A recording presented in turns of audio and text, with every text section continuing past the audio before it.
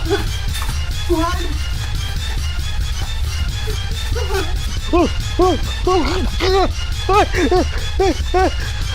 Timers! Timers!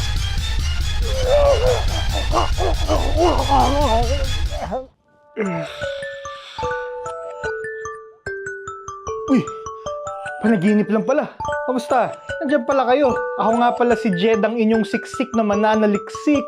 At matanong ko lang, sigurado ka ba sa landas mo sa buhay? Yung mga dreams, yung mga goals, yung mga gusto mong makamit habang buhay ka pa. Alam nga natin na kapag may tiyaga, may nilaga. Yung mga malaking success, di ba? Tip of the iceberg na nakikita natin. Pero kailangan mong pagdaanan yung hirap. Pero yun nga hirap. Hirap! Ang hirap. Ang daming kailangan gawin, ang daming kailangan pagdaanan, ang daming kailangan baguhin. Pero bilang imperpektong nilalang, bilang isang tao, kaya mo ba magbago? Simula't sanggol pa lamang, naiikot na yung buhay natin ayon sa lipunan. Binyagan, gender reveal, di ba? Mga nanay, tatay, gusto ko yung anak ko isang matinong doktor. Lord, gusto ko yung anak ko isang matinong abogado, engineer, and best of all, investment. Talagang marami tayong mga mentor, mga role models, mga parental figures na humuhulma ng ating values at morals. Gawin mo to. Bawal yan. Nag-a-adjust tayo kung ano ang normal. Kaya na-echepwera yung mga taong hindi sumasang-ayon o hindi gumagalaw ayon sa sistema. Mga kriminal, mga manyak, di ba? Mga weeb. Sa pagtanda at pagmature natin, nabubuo ang ating pagkatao. Kung paano tayo mabuhay. Nakakagawa tayo ng representation natin sa society. Gusto natin maipakita sa mundo. Yo, this is me. I want change for other people. Pero sigurado ka ba na ikaw talaga yon? O isa lang ba itong maskara? Ayon sa isang tanyag na psychologist na si Carl Jung, na meron tayong dalawang parte ng mentality o pag-iisip. Ang conscious at ang unconscious. Ang conscious, literal na conscious ka. Dito ang rasyonal na parte ng ating utak. Mga memories, mga thoughts, mga feelings na nararamdaman mo currently at nagagamit mo bilang isang functional na human. At dito rin, sa conscious part na ito, nabubuo ang isang maskara, ang persona. Persona! Na dahil mga social creatures tayo, na nag-a-adjust sa society, ang pinapakita natin, just one-sided. Mga pleasant traits, mabait, matulungin, mapagmahal, gwapo ba siya? Mabait. Natatakpan nito ang unconscious part. Ang unconscious part naman, ito naman ang ating repressed na side, no? Yung mga repressed emotions, yung mga insecurities, mga tinatago nating memories na ayaw natin maaalala. Yung mga hindi tayo proud. Yung mga ayaw natin para sa ating sarili. At habang nabubuo ang mga yan, yung mga ayaw natin maging, unti-unting nabubuo ang sinabi ni Carl Jung, ang shadow. At may kaila ako otits na magpapaliwanag sa atin ng shadow na ito. Si Walter White. Si Walter ay isang typical na boomer. Isang responsableng ama. May mapagmahal na pamilya. At may marangal na trabaho. Dalawa pa nga trabaho niya eh. Mukhang set for life na, no, si paring Walter. Pero kung titignan mong mabuti, may malaking mali. Hindi siya satisfied sa buhay niya. Yung asawa niya, ang controlling, nakikialam sa mga gusto niya gawin sa buhay. Tapos pakiramdam niya nababawasan ang kanyang pagkalalaki. At ultimo, ang anak pa niya. Mas idolo pa ang bayaw niya. Sa mahigit 50 years na nabubuhay si Walter White, nabubuhay siya na hindi niya alam ang gagawin niya o hindi niya alam ang landas niya. Nakasuot si Walter White ng isang maskara. At umiikot-ikot pa ang buhay niya nung nagka-revelation siya na meron siyang cancer. Woo! Talagang carpe diem!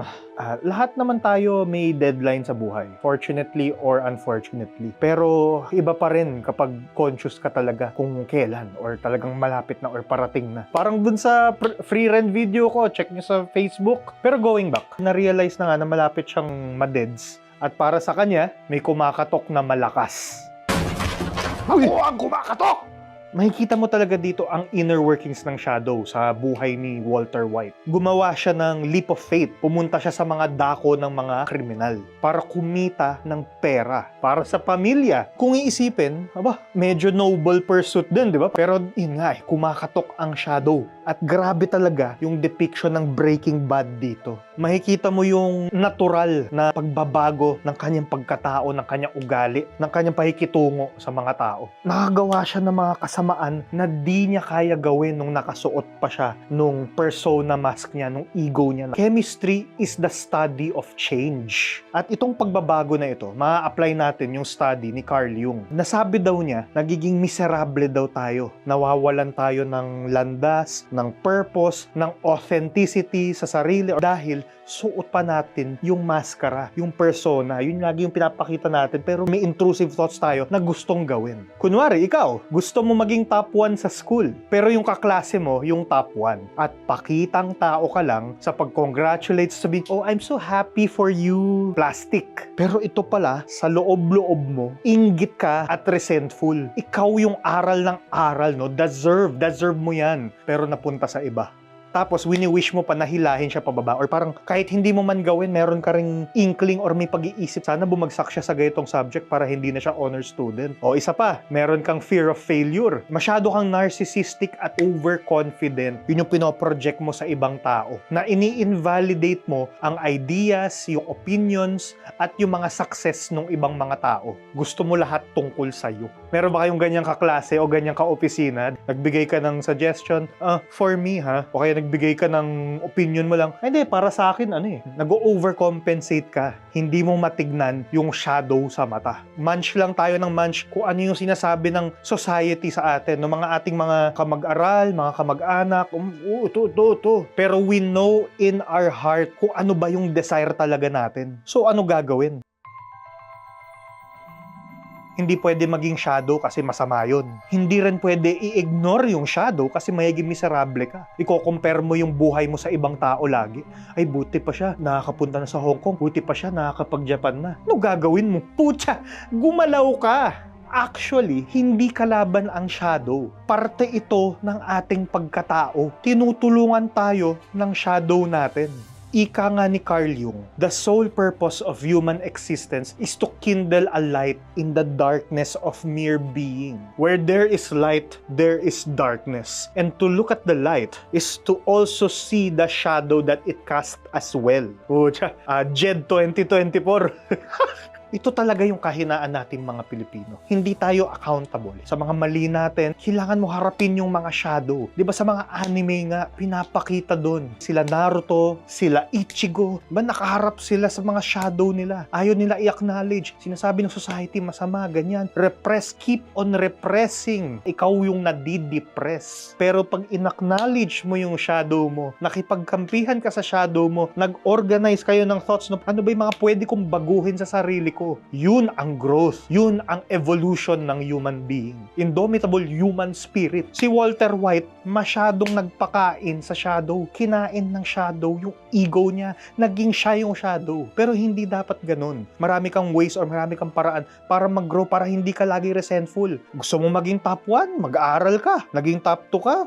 Then pat yourself in the back. Gusto mong pumayat, coach yan, ginagawa ko kahit hindi halata. Nag-exercise ako at least 3 to 4 times a week. Gusto mo mag-content create, maggawa ka ng 100, 1,000 contents. Ang daming pwedeng gawin. You have to acknowledge. You have to be accountable for your actions. Stop blaming it on other people. Stop projecting to other people. Huwag ka maging Walter White. Don't be a scaredy cat. Pero if you take ownership of your life, acknowledge your shadow. Tignan mo yung shadow na yan sa mata. Huwag kang matakot. Tignan mo yung mga pagkukulang mo sa buhay. At tignan mo kung ano yung pwede magbago. At siguradong sigurado ako na ang buhay mo ay magbabago. Ano? Hirap magbago, no? Ano, boy? Uwi na kita sa nanay mo? Hank. Ang pangalan niya ay Hank.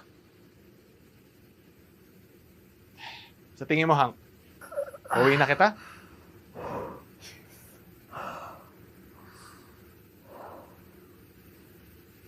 Ako si Isaac Schrader.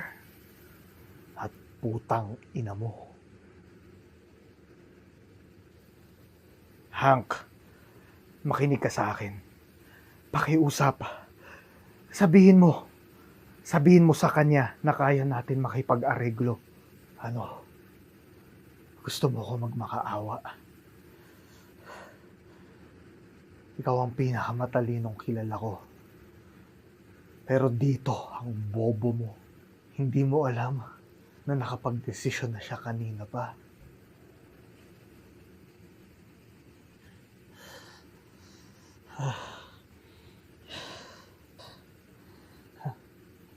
Tapusin mo.